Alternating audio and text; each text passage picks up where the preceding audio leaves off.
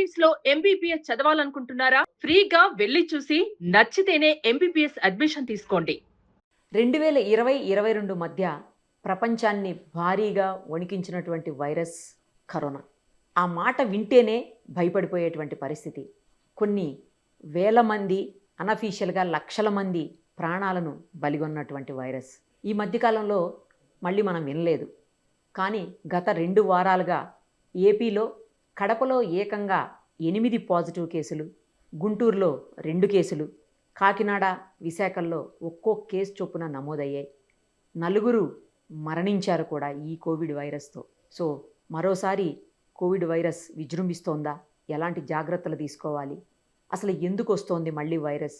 లేతే ఉన్న వైరసే తన రూపాన్ని మార్చుకొని మళ్ళీ వ్యాప్తి చెందుతోందా? అన్ని వివరాలు డీటెయిల్డ్గా అడిగి తెలుసుకుందాం. శ్వాస హాస్పిటల్ నుంచి డాక్టర్ విష్ణురావు గారు, ఆయన పల్మనాలజిస్ట్. ఒక్కసారి ఆయనతో మాట్లాడదాం. డాక్టర్ గారు నమస్తే అండి. నమస్కారం అమ్మా. సార్, మనకు తెలుసు కోవిడ్ అంటే గజగజ వణికిపోయేటువంటి పరిస్థితులు 2020-22 మధ్యన మొత్తం ప్రపంచమంతా కూడా చూసింది. ఇప్పుడు మళ్ళీ మరోసారి కోవిడ్ అంటే భయమేస్తోంది. ఆంధ్రప్రదేశ్లో దాదాపు 8 కేసులు ఒకే చోట ఉన్నాయి. మొత్తం 12 కేసులు రిజిస్టర్ అయినాయి అని చెప్తా ఉన్నారు. అందులో 4 అయితే ఏకంగా చనిపోయినటువంటి సిచ్యుయేషన్. ఏంటి అసలు మళ్ళీ కోవిడ్ ఎందుకు వచ్చింది? లేకపోతే ఉన్న కోవిడే మళ్ళీ ఇప్పుడు విజృంభిస్తుందా? లేకపోతే తన రూపాన్ని మార్చుకుందా? ఏంటి అసలు మళ్ళీ ఎందుకు ఇట్లా వస్తోంది కోవిడ్? అందరికీ నమస్కారం అమ్మా. కోవిడ్ ఎక్కడికి పోలేదు ప్రపంచంలో నుంచి. కోవిడ్ ఇంకా ఉంది. ఇంకో విషయం ఏంటంటే, మొన్న నాకు ఒక 2 నెలల క్రితం జ్వరం వచ్చింది నాకు. వస్తే నేను చేయించుకుంటే అది కోవిడ్ వైరస్ అనేది వెళ్ళింది. కాబట్టి అప్పుడు నాకు అనిపించింది, ఓహో ఇది ఎందుకంటే నేను ఎంతో మంది పేషెంట్లను చూస్తూ ఉంటాను కదా. సో వాళ్ళు ఎవరో ఒకళ్ళు నా మీద ఏదో దగ్గటం ఏదో చూస్తున్నప్పుడు నాకు అంటుంటుందని నేను అనుకున్నాను. But very mild attack. ఒక 1 or 2 days ఫీవర్ ఉంది, గొంతులో గరగర, కొంచెం హెడేకు, ఒళ్ళు నొప్పులు, కొంచెం ఫీవరు, మైల్డ్గా ఉంది. అసలు ఎందుకు వచ్చింది చూద్దాము, ఏమన్నా ఇన్ఫ్లుయెన్జా కేసులు, మేము వైరల్ స్టడీస్ అనేవి మా హాస్పిటల్లో ఉన్నాయి. అసలు ఏవే వైరస్ ఇప్పుడు సిటీలో ప్రస్తుతం నడుస్తుంది అన్న దానికి ఒకటి మేము చేస్తా ఉంటాం, ఒక రీసెర్చ్. అయితే చేస్తే అది సడన్గా ఇది వెళ్ళింది మాకు. నేనేదో ఇన్ఫ్లుయెన్జానో ఏదో అనుకున్నాను. బట్ ఇలా వెళ్ళటం నాకు అప్పుడు అనిపించింది అనమాట, అక్కడక్కడ కేసులు వస్తున్నాయని చెప్పి. ఆ కోయిన్సిడెన్స్ అనేది నాకు ఒక 1-2 నెలల నుంచే ఇది నడుస్తూ ఉంది. అయితే దీనికి ముఖ్యమైన కారణాలు ఏంటంటమ్మా, ఈ కోవిడ్ వైరస్ తన యొక్క రూపాలని మార్చుకుంటుందని చెప్పాం కదా. మ్యూటేషన్స్ జరుగుతూ ఉంటాయి, రూపాలని మార్చుకుంటది. ఉన్న రూపంలో అందరూ గుర్తుపడతారని వేషం మారుస్తుంది, అదే మ్యూటేషన్ అంటే. వేషం మారిస్తే మనం గుర్తుపట్టాం కదా, అన్నిటిని తప్పించుకొని మనం బాడీలో ఇప్పుడు సెక్యూరిటీని తప్పించుకొని అందులోకి ఎంటర్ అవ్వాలంటే రూపం మార్చినట్టుగా మన బాడీలో ఇమ్యూన్ సిస్టమ్ యొక్క సెక్యూరిటీని తప్పించుకోవాలి అంటే దాన్ని మ్యూటేషన్ చేసుకుంటుంది. అది వైరస్ ఉన్నటువంటి తెలివితేటలు. సో ఇప్పుడున్నటువంటి ఏ వైరస్ కూడా మనం 20-22 మధ్య ఇప్పుడు మీరు చెప్పారు కదా, అంత బలంగా ఏది లేవు వేరియంట్స్. కాబట్టి but 4 deaths if they are directly related to Covid అని చెప్పి కనుక కన్ఫర్మేషన్ అయితే కనుక, కన్ఫర్మేషన్ అయిపోయింది సార్ ఆల్రెడీ కోవిడ్ వల్ల. అయితే వాళ్ళ కోమార్బిడ్ కండిషన్స్ ఏమున్నాయి, వాళ్ళ ఏజ్ ఎంత అనేది చాలా ఇంపార్టెంట్. చిన్న పిల్లలు సార్ అందులో, వాళ్ళ ఏజ్ మోర్ దాన్ ఒకవేళ ఉంటే గనక it is a cause of concern అంటాం.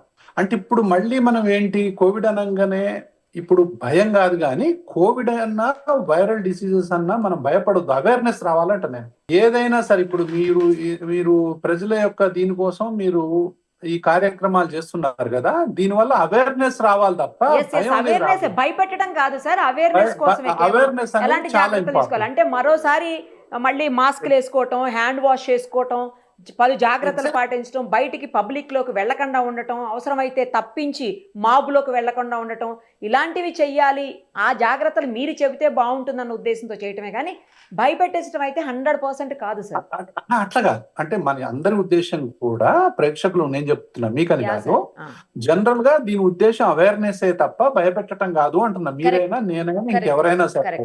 ఏంటి డాక్టర్ గారు వచ్చి లేనిపోయిందంతా భయపెడుతున్నాడు అని చెప్పి అనుకోకుండా ఉండటం కోసం కూడా మీరు అన్నది కరెక్ట్. ఏంటంటే ఒకటమ్మా, ఎవరికి జ్వరం వచ్చినా ఆల్ ఆఫ్ ఎ సడన్, ఎవరికి జ్వరం వచ్చినా ఫస్ట్ అనుమానించాలి. All of a sudden.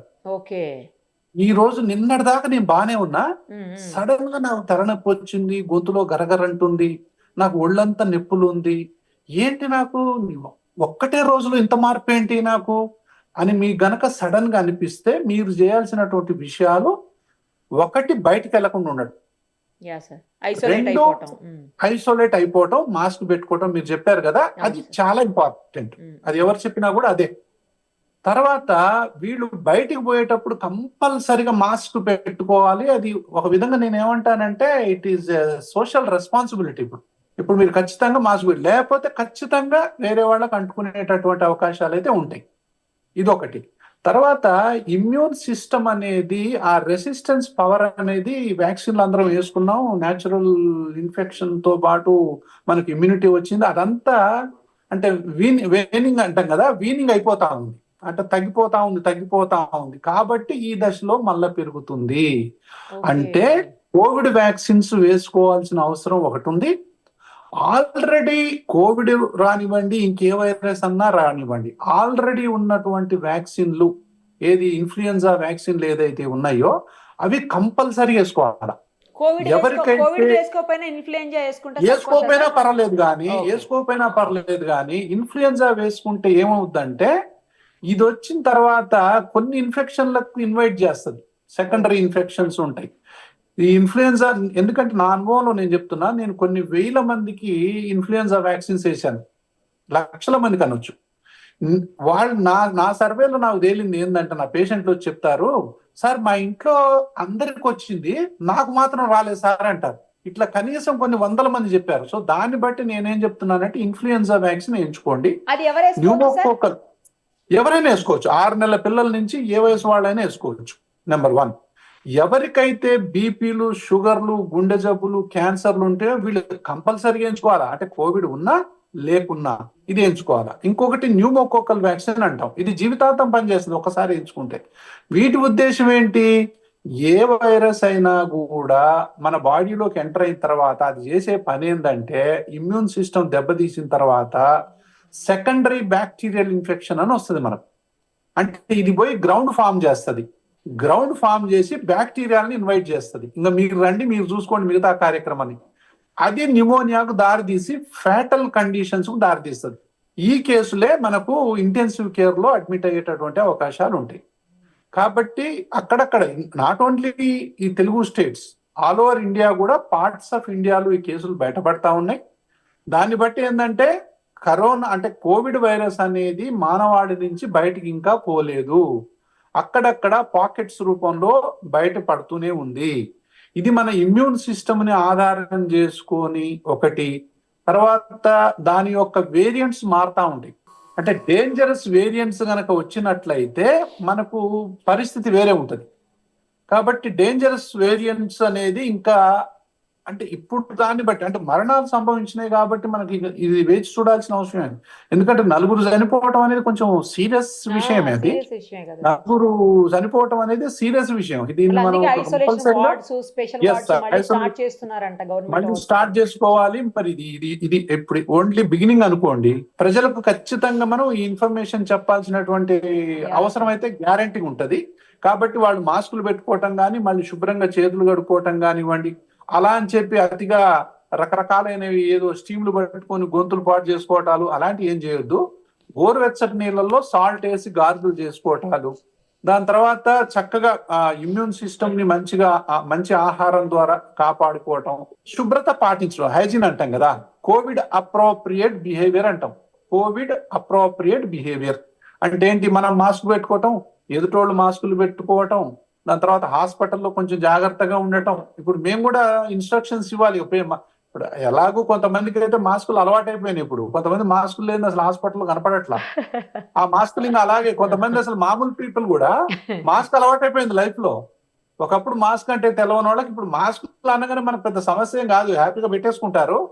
So మనం అంతా చెప్పాల్సిన అవసరం లేదు. కానీ బట్ ఈ మరణాలు వచ్చినాయి అనేటటువంటి విషయం ఖచ్చితంగా ప్రజలకు తెలియాల్సినటువంటి అవసరం ఉంది. కోవిడ్ అనేది ఇంకా సమాజంలో ఉంది, మనం జాగ్రత్తలు అనేవి పాటించాలి, ఇమ్యూనిటీ అనేది కాపాడుకోవాలి.